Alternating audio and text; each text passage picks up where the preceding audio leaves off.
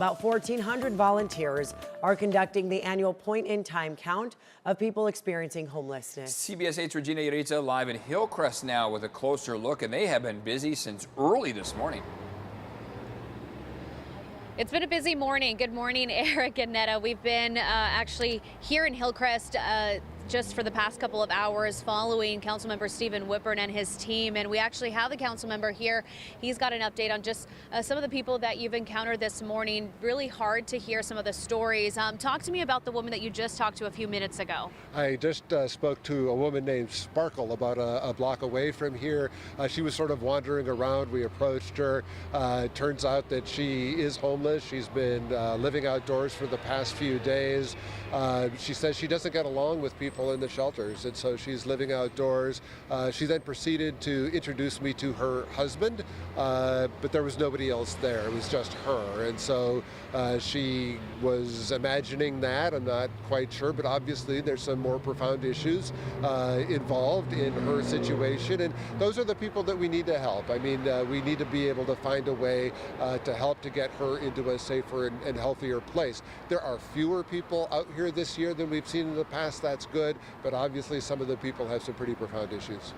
Right. I mean, still talking to several people living on the streets, and you offered them resources, gave them information on some of the resources that the city is offering.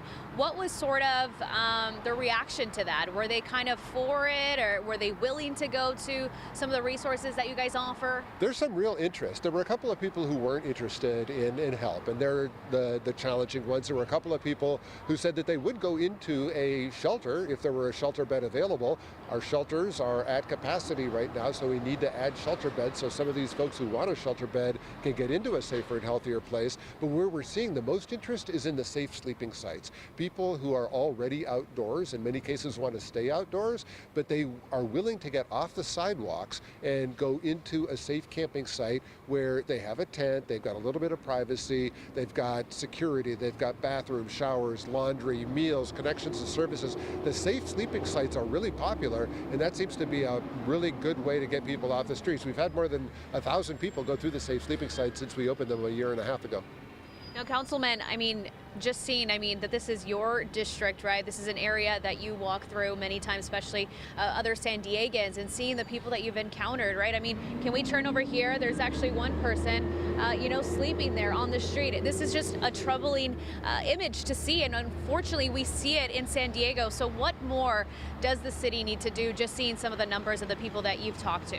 Well, I think we all need to recognize what a severe toll this takes. It's a humanitarian crisis for the people who are on the streets. It's a real impact to everybody else as well, our neighborhoods, our businesses.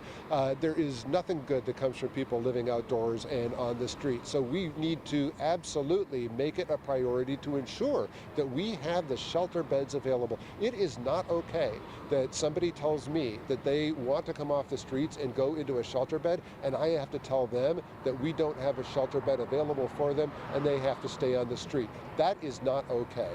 We need to fix that. We need to add shelter beds. We need to, of course, add housing, and by adding shelter and adding housing, that's how we get people off the streets and into a better place. We're moving in the right direction. We're seeing fewer people out here. We've seen a big drop in homelessness downtown, but we've got more work to do.